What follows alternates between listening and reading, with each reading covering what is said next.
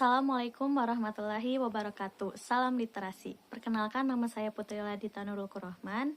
Saya guru pembimbing tim 2 kelas atas SDN Malakasari. Di sini saya akan mereview cerpen dari majalah Nalar, yaitu judulnya Jam Dinding Pak Hasan. Nah, di sini saya membuat review cerpen dengan teknik fishbone, di mana di sini judulnya itu Jam Dinding Pak Hasan, penulisnya itu Vivi Elviana SESPD, lalu sumbernya majalah Nalar edisi khusus tantangan literasi.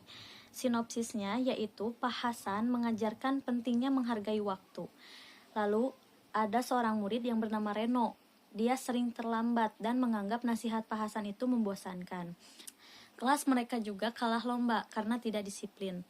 Lalu setelah belajar menghargai waktu dan sholat tepat waktu, mereka berubah. Mereka menang juara pertama lomba cerdas cermat. Lalu di sini ada unsur intrinsik. Yang pertama temanya itu disiplin dan menghargai waktu. Lalu tokohnya itu yang pertama ada Pak Hasan sebagai guru yang bijaksana, sabar, dan disiplin. Lalu yang kedua ada Reno, murid yang berubah menjadi disiplin. Lalu ada Sinta, murid yang ingin tahu. Latarnya itu ada di SD Harapan Bangsa, lalu ada di kelas, ada di sekolah, dan juga ada di musola. Alurnya itu alur maju, dan di sini amanatnya itu menghargai waktu dan jaga sholat tepat waktu untuk keberkahan dan kesuksesan. Lalu di sini ada kelebihan, di mana kelebihannya yaitu bahasanya sederhana, mudah dipahami oleh siswa. Lalu pesan moral kuat tentang disiplin dan nilai agama. Lalu ada tokoh Pak Hasan menjadi teladan yang baik, dan juga alur cerita menarik karena menunjukkan perubahan sikap tokoh utama. Lalu ada kekurangan dari cerpen ini, yaitu konflik cerita sederhana sehingga mudah ditebak. Lalu tokoh pendukung belum banyak diceritakan sehingga karakter mereka kurang berkembang. Lalu di sini pendapat pribadi, menurut saya cerita ini sangat menarik dan inspiratif karena mengajarkan pentingnya menghargai waktu. Pak Hasan sabar dan bijaksana dalam mendidik. Juga ada nilai disiplin dan sholat tepat waktu membuat cerita ini bermakna dan juga memotivasi. Kesimpulannya yaitu cerpen ini mengajarkan bahwa disiplin, menghargai waktu, dan mendekatkan diri kepada Allah akan membawa keberkahan serta membantu meraih cita-cita. Selanjutnya di sini saya akan menjelaskan LKPD mengenai jarak dan waktu tempuh.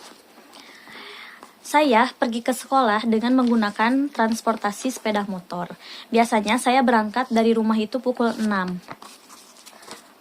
waktu Indonesia Barat, dan juga saya tiba di gerbang sekolah pukul 6:10 waktu Indonesia Barat. Jadi total lama perjalanan saya dari rumah ke sekolah adalah 10 menit. Lalu di sini saya menghitung waktu perjalanan Andi, di mana diketahui jarak rumah Andi ke sekolah itu 2 km.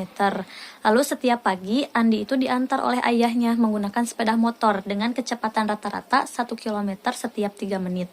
Jadi diketahui bahwa 1 km itu sama dengan 3 menit. Jarak rumah Andi menuju ke sekolah itu 2 km. Jadi perhitungannya yaitu 2 km dikali 3 menit. Jadi sama dengan 6 menit. Jadi total waktu perjalanan Andi dari rumah ke sekolah itu menghabiskan waktu 6 menit. Menghitung jarak rumah Siti. Diketahui kecepatan sepeda Siti adalah 100 meter per menit. Sedangkan Siti memerlukan waktu selama 15 menit untuk sampai ke sekolah. Berapa meter jarak perjalanan dari rumah Siti ke sekolah? Untuk menghitung jarak, itu kecepatan dikali waktu. Tadi kecepatannya yaitu 100 meter per menit. Lalu waktunya itu 15 menit. Jadi 100 dikali 15 sama dengan 1500 meter. Lalu soal yang ketiga itu menentukan waktu berangkat. Budi harus tiba di sekolah paling lambat itu jam 7 waktu Indonesia Barat. Agar tidak terlambat, perjalanan kaki dari rumah Budi ke sekolah memerlukan waktu tepat 25 menit. Nah, pukul berapa paling lambat Budi harus mulai berangkat dari rumah? Untuk menghitung waktu berangkat itu, waktu tiba di sekolah dikurangi lama perjalanan. Jadi di sini waktu tiba di sekolah itu paling lambat itu kan jam 7. Nah, Budi itu memerlukan waktu 25 menit. Jadi jam 7 dikurangi 25 menit. Jadi Budi harus berangkat paling telat itu jam 6.35 waktu Indonesia Barat.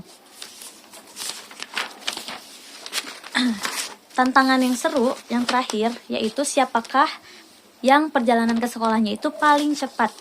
Sampai berikan alasanmu. Oke, kita akan membandingkan antara Edo dan juga Dayu. Siapa yang lebih cepat nyampe ke sekolahnya?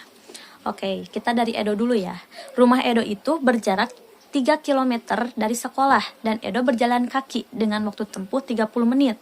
Sedangkan Dayu itu rumahnya itu berjarak 5 km dan Dayu itu naik angkutan umum dengan waktu tempuh 15 menit.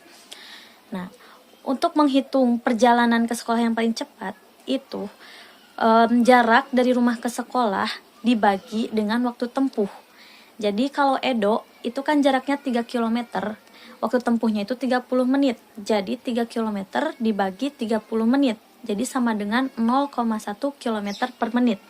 Lalu untuk Dayu itu jaraknya kan 5 km. Untuk waktu tempuhnya itu 15 menit. Jadi 5 dibagi 15 menit sama dengan 0,33 km per menit. Jadi yang sampai pertama ke sekolah yaitu Dayu.